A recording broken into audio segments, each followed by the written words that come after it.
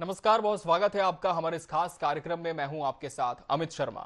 साल 1857 भारत की धरती बारूद की गंध से भर चुकी थी। हर तरफ विद्रोह की चिंगारियां थीं। मेरठ से उठी एक छोटी सी चिंगारी अब पूरे हिंदुस्तान को आग के समंदर में बदल रही थी।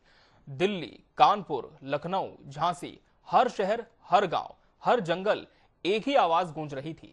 अंग्रेजों, भारत छोड़ो, भारत से निकलो। लेकिन जब भी 1857 की बात होती है, इतिहास के एक कोने में धूल से ढका हुआ एक और नाम सामने आता है। जी हां, एक ऐसी रानी जिसने न सिर्फ अंग्रेजी सत्ता को चुनौती दी, बल्कि जंगलों को अपना किला बनाया, नर्मदा की घाटियों को अपनी रणभूमि और तलवार को, बता दें आपको, तलवार को अपना अंतिम साथी। ये कहानी है रामगढ़ की महारानी वीरांगना रानी अवंतीबाई लोधी की। साल 1857 भारत की धरती बारूद की गंध से भर चुकी थी। हर तरफ विद्रोह की चिंगारियां थी। मेरठ से उठी एक छोटी सी चिंगारी अब पूरे हिंदुस्तान को आग के समंदर में बदल रही थी। दिल्ली, कानपुर, लखनऊ, झांसी, हर शहर, हर गांव, हर जंगल एक ही आवाज गूंज रही थी। अंग्रेजों, भारत छोड़ो, भारत से निकलो। लेकिन जब भी 1857 की बात होती है, इतिहास के एक कोने में धूल से ढका हुआ एक और नाम सामने आता है। जी हां, एक ऐसी रानी जिसने न सिर्फ अंग्रेजी सत्ता को चुनौती दी, बल्कि जंगलों को अपना किला बनाया, नर्मदा की घाटियों को अपनी रणभूमि और तलवार को अपना अंतिम साथी। ये कहानी है रामगढ़ की महारानी वीरांगना रानी अवंतीबाई लोधी की। मध्य भारत, जहां आज मध्य प्रदेश का डिंडोरी जिला है, करीब 150 साल पहले यहीं बसी थी रामगढ़ रियासत। न बहुत विशाल, न बहुत समृद्ध, लेकिन स्वाभिमान में किसी साम्राज्य से कम नहीं। चारों ओर घने साल और सागौन के जंगल, ऊंचे ऊंचे पहाड़, बीच से बहती नर्मदा, और इन्हीं के बीच खड़ी थी रामगढ़ की राजधानी, जहां राजमहल से ज्यादा मजबूत था उस रियासत का आत्मसम्मान। उधर ईस्ट इंडिया कंपनी धीरे धीरे व्यापारी से शासक बन चुकी थी। जहां कभी व्यापार की इजाजत मांगी थी, अब वहां राज करने के फरमान जारी हो रहे थे। एक एक करके भारतीय रियासतें कंपनी के कब्जे में जाती जा रही थी। कहीं लैप्स की नीति, तो कहीं कोर्ट ऑफ वर्ड्स, कहीं अत्यधिक लगान, तो कहीं अपमानजनक हस्तक्षेप। अंग्रेज सिर्फ जमीन नहीं, भारतीय स्वाभिमान भी छीन रहे थे। यही वो दौर था जब मध्य भारत के जंगलों में एक ऐसी रानी धीरे धीरे इतिहास के मंच पर आ रही थी, जिन्होंने कभी कल्पना भी नहीं की होगी कि एक दिन उन्हें अपनी मातृभूमि के लिए तलवार उठानी पड़ेगी। लेकिन समय ने उन्हें रानी से योद्धा बना दिया। रानी अवंतीबाई का जन्म लोधी राजवंश के प्रतिष्ठित परिवार में हुआ। बचपन से ही उन्होंने घुड़सवारी सीखी, तलवार चलाना सीखा, भाला चलाना सीखा, और सबसे बड़ी बात उन्होंने सीखा, अन्याय के सामने झुकना नहीं है। उस समय राजघरानों की बेटियों को महलों तक सीमित रखने की परंपरा थी, लेकिन अवंतीबाई उन परंपराओं से कहीं आगे थी। उन्हें रणभूमि की भाषा समझ में आती थी। समय बीता और उनका विवाह हुआ रामगढ़ रियासत के राजा विक्रमादित्य सिंह से। रामगढ़ उस समय मंडला क्षेत्र की एक महत्वपूर्ण रियासत थी। राजा धार्मिक प्रवृत्ति के थे, जबकि रानी प्रशासन और सैन्य व्यवस्था में गहरी रुचि रखती थी। दोनों के 2 पुत्र हुए, लेकिन भाग्य कुछ और लिख चुका था। राजा विक्रमादित्य सिंह का असमय निधन हो गया और पूरा राज्य एक कठिन मोड़ पर आ खड़ा हुआ। राजा के निधन के समय उत्तराधिकारी अभी नाबालिग थे। यहीं से अंग्रेजों को एक अवसर दिखाई दिया। ईस्ट इंडिया कंपनी ने रामगढ़ को कोर्ट ऑफ वर्ड्स के अधीन रखने का निर्णय लिया, यानी अब रियासत का वास्तविक नियंत्रण अंग्रेज अधिकारियों के हाथ में जाएगा। ये सिर्फ प्रशासनिक फैसला नहीं था, ये रामगढ़ की संप्रभुता पर सीधा हमला था। यही वो क्षण था जब एक माँ, एक रानी और एक योद्धा तीनों एक ही व्यक्तित्व में समा गए। अवंतीबाई ने समझ लिया था कि अगर आज रामगढ़ झुक गया तो आने वाली पीढ़ियां गुलामी में जन्म लेंगी। और यहीं से शुरू हुई उस संघर्ष की कहानी जिसने मध्य भारत के जंगलों को विद्रोह का सबसे बड़ा अड्डा बना दिया। 1857 मेरठ में 10 मई को विद्रोह फूटा। कुछ ही दिनों में उसकी गूंज दिल्ली पहुंची, फिर कानपुर, लखनऊ, झांसी, सागर, जबलपुर, मंडला और महाकौशल के जंगल, हर ओर एक ही चर्चा थी क्या अंग्रेजों को भारत से निकाला जा सकता है? इधर रामगढ़ में रानी अवंतीबाई अब केवल समाचार नहीं सुन रही थी, वे निर्णय ले रही थी। उन्होंने आसपास के राजाओं, जमींदारों, मालगुजारों और योद्धाओं से संपर्क शुरू किया। उन्होंने सम्मान और स्वाभिमान का संदेश भेजते हुए सबसे एकजुट होने का आह्वान किया। उन्होंने कहा कि जो लड़ने को तैयार नहीं वो चूड़ियां पहन ले, और जो मातृभूमि के लिए जीना चाहता है वो तलवार उठा ले। ये संदेश जंगलों से निकलकर गांव-गांव पहुंच गया। रामगढ़ अब सिर्फ एक रियासत नहीं रहा, वो प्रतिरोध का केंद्र बन चुका था।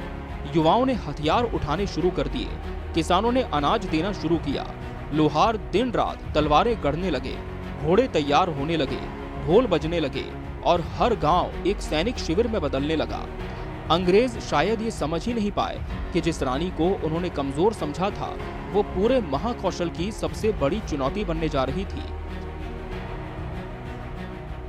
इतिहास सिर्फ दिल्ली और झांसी में नहीं लिखा गया, इतिहास नर्मदा के किनारे भी लिखा गया, जहां एक रानी अपने बच्चों के भविष्य से पहले देश की आजादी के बारे में सोच रही थी, जहां महल की रानी जंगलों की सेनापति बन रही थी और जहां अंग्रेजों को अभी अंदाजा भी नहीं था कि रामगढ़ से उठने वाली ये तलवार उनकी सत्ता की नींव हिला देगी। Bureau report, Asian news. जब किसी साम्राज्य को लगता है कि उसके सामने खड़ा विरोध बस कुछ दिनों का मेहमान है, तभी इतिहास उसे सबसे बड़ा सबक सिखाता है। 1857 की क्रांति में अंग्रेजों को भी यही भ्रम था कि रामगढ़ की एक छोटी सी रियासत भला ईस्ट इंडिया कंपनी जैसी ताकत का क्या बिगाड़ लेगी, लेकिन उन्हें नहीं पता था कि जंगल जब किसी रानी का साथ दे दें तो तोपें भी बेबस हो जाती हैं। अब रानी अवंतीबाई रक्षा की मुद्रा छोड़ चुकी थी, अब उनकी तलवार सीधे अंग्रेजी हुकूमत पर उठने वाली थी और इस संघर्ष का सबसे पहला बड़ा अध्याय लिखा गया खैरी की धरती पर। 1857 के उत्तरार्ध तक रामगढ़ विद्रोह का मजबूत केंद्र बन चुका था। मंडला, जबलपुर, सिवनी और आसपास के इलाकों में अंग्रेजी प्रशासन लगातार दबाव महसूस कर रहा था। डाक व्यवस्था बाधित होने लगी, सरकारी संदेश अपने गंतव्य तक नहीं पहुंच पा रहे थे, राजस्व वसूली रुकने लगी, ग्रामीण इलाकों में कंपनी सरकार का प्रभाव कमजोर पड़ता जा रहा था और इस सबके पीछे एक ही नाम था, रानी अवंतीबाई। रानी अच्छी तरह जानती थी कि युद्ध केवल तलवारों से नहीं, सूचनाओं से भी जीता जाता है। उन्होंने अपने विश्वस्त लोगों का एक ऐसा तंत्र तैयार किया जो हर अंग्रेजी गतिविधि पर नजर रखता था। किस रास्ते से सेना निकलेगी, कहां रसद पहुंचेगी, किस चौकी में कितने सैनिक हैं, हर खबर कुछ ही समय में रामगढ़ पहुंच जाती। उधर अंग्रेज जंगलों में दिशा तलाशते रह जाते। इसलिए इतिहासकार मानते हैं कि रानी अवंतीबाई ने स्थानीय भौगोलिक परिस्थितियों को अपनी सबसे बड़ी सैन्य शक्ति बना दिया था। युद्ध का मैदान चुनने का अधिकार हमेशा शक्तिशाली सेना को नहीं मिलता। कई बार ये अधिकार उसे मिलता है जो अपनी धरती को सबसे बेहतर जानता है। रानी ने मैदानों की जगह घने जंगल चुने, संकरे पहाड़ी रास्ते चुने, सूखी नदियों की धाराएं चुनी, जहां अंग्रेजी घुड़सवार तेजी से आगे नहीं बढ़ सकते थे, जहां तोपें खींच कर ले जाना लगभग असंभव था। और यहीं से छापामार युद्ध अपनी पूरी ताकत के साथ शुरू हुआ। अचानक हमला, कुछ ही मिनटों में दुश्मन को नुकसान और फिर जंगल में गायब। यही थी रानी की रणनीति। अंग्रेजी सेना जब तक अपने हथियार संभालती, हमलावर घने जंगलों में ओझल हो चुके होते। रास्ते में पेड़ गिरा दिए जाते, पुल तोड़ दिए जाते, रसद से भरी बैलगाड़ियां रोक ली जाती, संदेश वाहकों को बीच रास्ते में पकड़ दिया जाता। कंपनी सरकार समझ ही नहीं पा रही थी कि दुश्मन आखिर है कहां। यही वो रणनीति थी जिसने अंग्रेजों की सबसे बड़ी ताकत, उनका अनुशासन, उनकी आधुनिक सेना और उनकी तकनीक सबको धीरे धीरे कमजोर करना शुरू कर दिया। लेकिन अब आने वाला था पहला बड़ा सीधा मुकाबला, खैरी का युद्ध। मंडला के निकट खैरी आज एक सामान्य गांव दिखाई देता है, लेकिन 1857-58 में यही विद्रोह की सबसे महत्वपूर्ण लड़ाइयों में से एक लड़ी गई। ब्रिटिश अधिकारियों ने रामगढ़ के विद्रोह को कुचलने के लिए सैनिक टुकड़ियां भेजी। उन्हें भरोसा था कि कुछ घंटों में यह विद्रोह समाप्त हो जाएगा, लेकिन जैसे ही अंग्रेजी सेना खैरी के आसपास पहुंची, उन्हें चारों ओर से प्रतिरोध का सामना करना पड़ा। स्थानीय योद्धा पेड़ों की ओट से, पहाड़ियों की ढलानों से और झाड़ियों के पीछे से अचानक हमला कर रहे थे। इस संघर्ष के संबंध में लोक परंपराओं और क्षेत्रीय इतिहास में रानी अवंतीबाई के नेतृत्व में अंग्रेजी सेना को पीछे हटने पर मजबूर करने का उल्लेख मिलता है।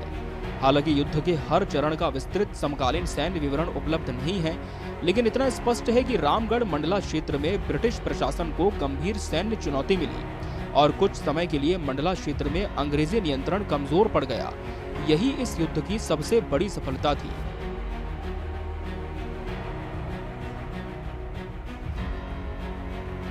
रानी सिर्फ महल में बैठकर आदेश देने वाली शासक नहीं थी। वे स्वयं घोड़े पर सवार होकर मोर्चे पर पहुंचती थी, सैनिकों का उत्साह बढ़ाती थी, घायल योद्धाओं का हाल पूछती थी और जरूरत पड़ने पर सबसे आगे बढ़कर तलवार भी चलाती थी। लोक गीतों में आज भी उनका वर्णन एक ऐसी रानी के रूप में मिलता है जिसके हाथ में तलवार चमकती थी और जिसकी आवाज पूरी सेना में नई ऊर्जा भर देती थी। मंडला अभियान अब सिर्फ एक युद्ध नहीं रह गया था, ये जनता का आंदोलन बन चुका था। गांव की महिलाएं रोटियां बनाकर मोर्चे तक पहुंचती थीं। किसान अपने बैल और बैलगाड़ियां सेना को दे देते थे। आदिवासी समुदाय जंगल के ऐसे रास्ते दिखाते जहां अंग्रेज कभी पहुंच ही नहीं सकते थे। हर वर्ग, हर समुदाय अपने अपने तरीके से इस संघर्ष का हिस्सा बन चुका था। अंग्रेजी अधिकारियों की रिपोर्टों से ये संकेत मिलता है कि मंडला और आसपास के क्षेत्रों में विद्रोह को दबाने में उन्हें अपेक्षा से कहीं अधिक कठिनाई हुई। उन्हें अतिरिक्त सैन्य सहायता बुलानी पड़ी, नई योजनाएं बनानी पड़ी और रामगढ़ क्षेत्र को विशेष निगरानी में रखना पड़ा, क्योंकि अब ये साफ हो चुका था कि रानी अवंतीबाई सिर्फ स्थानीय शासक नहीं बल्कि 1857 के मध्य भारतीय प्रतिरोध की प्रमुख नेताओं में से एक बन चुकी थी। इतिहास कई बार जीत और हार से नहीं, साहस से लिखा जाता है। खैरी की लड़ाई भले साम्राज्य का अंत नहीं थी, लेकिन इसने एक बात साफ कर दी कि भारत की धरती अब बिना लड़े गुलाम नहीं रहेगी। लेकिन हर जीत अपने साथ एक नई चुनौती भी लेकर आती है। खैरी और मंडला में मिले प्रतिरोध ने अंग्रेजों को और अधिक आक्रामक बना दिया। अब उन्होंने तय कर लिया कि रामगढ़ को हर कीमत पर कुचलना होगा। रीवा से, जबलपुर से और अन्य अंग्रेजी छावनियों से अतिरिक्त सैनिक बुलाए जाने लगे। नई सैन्य टुकड़ियां तोपखाने के साथ रामगढ़ की ओर बढ़ने लगी। उधर रानी अवंतीबाई भी समझ चुकी थी कि अब निर्णायक युद्ध दूर नहीं। खैरी की धरती ने एक संदेश दे दिया था कि तलवार अगर देशभक्ति के लिए उठे तो साम्राज्य भी कांपने लगते हैं। लेकिन अब अंग्रेज अपनी पूरी ताकत के साथ लौट रहे थे और रानी अवंतीबाई अपनी जिंदगी की सबसे कठिन लड़ाई लड़ने जा रही थी। देवहरगढ़ के जंगल एक ऐतिहासिक युद्ध के गवाह बने। चारों ओर से घिर जाने के बाद भी रानी ने आत्मसमर्पण नहीं किया और अपने अंतिम निर्णय से वे अमर हो गईं। Bureau report, Asian news. इतिहास हर योद्धा को एक आखिरी लड़ाई देता है, एक ऐसा क्षण जब तलवार और जिंदगी दोनों में से किसी एक को चुनना पड़ता है। 1857 की क्रांति धीरे धीरे दबाई जा रही थी। दिल्ली फिर से अंग्रेजों के कब्जे में थी। कानपुर, लखनऊ, झांसी, हर मोर्चे पर कंपनी अपनी खोई हुई ताकत वापस पा रही थी। लेकिन मध्य भारत के जंगलों में अब भी एक रानी अंग्रेजी सत्ता की नींद उड़ाए हुए थी। रामगढ़ अभी झुका नहीं था और जब तक रानी अवंतीबाई जीवित थी, अंग्रेज जानते थे कि यह विद्रोह पूरी तरह समाप्त नहीं होगा। इसलिए उन्होंने फैसला किया, अब अंतिम प्रहार होगा। खैरी और मंडला क्षेत्र में मिले कड़े प्रतिरोध के बाद ब्रिटिश प्रशासन ने रामगढ़ के खिलाफ व्यापक सैन्य अभियान की तैयारी शुरू कर दी। जबलपुर, सिवनी, रीवा और आसपास की अंग्रेजी चौकियों से अतिरिक्त सैनिक बुलाए गए। उद्देश्य केवल एक था, रानी अवंतीबाई को हर हाल में पकड़ना या मार गिराना। ब्रिटिश अधिकारियों को समझ आ चुका था कि जब तक रामगढ़ का नेतृत्व रानी के हाथ में रहेगा, तब तक महाकौशल पूरी तरह शांत नहीं होगा। मार्च 1858 अंग्रेजी सेना धीरे धीरे रामगढ़ की ओर बढ़ने लगी। उनके पास आधुनिक बंदूकें थीं, तोपें थीं, प्रशिक्षित सैनिक थे। दूसरी ओर रानी की सेना लगातार कई महीनों से युद्ध लड़ रही थी। संसाधन कम हो रहे थे, बारूद सीमित था, रसद पर दबाव था, लेकिन हौसला अब भी पहाड़ की तरह अडिग था। रानी ने रामगढ़ के किले को लंबे समय तक घेराबंदी में फंसाने के बजाय एक बड़ा निर्णय लिया। खुले मैदान की जगह देवरगढ़ के जंगलों को अंतिम रणभूमि चुना, क्योंकि वहीं उनकी गुरिल्ला रणनीति सबसे अधिक प्रभावी हो सकती थी। देवरगढ़ घने जंगलों, उबड़-खाबड़ पहाड़ियों और सकरे रास्तों से घिरा इलाका, ये भूगोल रानी का साथी था। उन्होंने अपने सैनिकों को छोटी-छोटी टुकड़ियों में बांटा, हर दल को अलग जिम्मेदारी दी। कहीं दुश्मन की रसद रोकनी थी, कहीं रास्ता अवरुद्ध करना था, कहीं अचानक हमला कर सेना को भ्रमित करना था। अंग्रेज आगे बढ़ चुके थे, लेकिन हर कदम उन्हें भारी पड़ रहा था। अंग्रेजों को उम्मीद थी कि वे एक किला जीतने जा रहे हैं, लेकिन वे भूल गए थे कि जिस धरती पर जनता अपनी रानी के साथ खड़ी हो, वहां हर पेड़, हर चट्टान और हर नदी एक सैनिक बन जाती है। देवरगढ़ के आसपास भयंकर संघर्ष शुरू हुआ। तलवारें बंदूकों से टकराईं, भाले राइफलों के सामने डट गए, जंगल बारूद के धुएं से भर गया। चारों ओर घोड़ों की टापें, तलवारों की झंकार और रणभेरी की गूंज। रानी हमेशा की तरह सबसे आगे थी। वे अपने सैनिकों को पीछे हटने का नहीं, डटकर लड़ने का आदेश दे रही थी। उनकी उपस्थिति ही सेना का मनोबल थी, लेकिन युद्ध अब निर्णायक मोड़ पर पहुंच चुका था। अंग्रेजी सेना संख्या में कहीं अधिक थी। उनके पास लगातार नई टुकड़ियां पहुंच रही थीं। धीरे धीरे रानी और उनके विश्वस्त सैनिक चारों ओर से घिरने लगे। एक ओर घना जंगल, दूसरी ओर अंग्रेजी सैनिक। पीछे हटने का रास्ता लगभग बंद हो चुका था। कुछ सहयोगियों ने रानी से सुरक्षित स्थान पर चलने का आग्रह किया, लेकिन उन्होंने स्पष्ट शब्दों में कहा, रानी भागकर नहीं, लड़कर इतिहास लिखती हैं।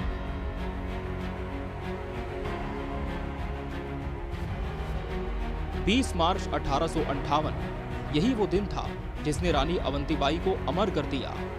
युद्ध अपने अंतिम चरण में था। रानी घायल हो चुकी थी, साथ ही एक एक कर शहीद हो रहे थे।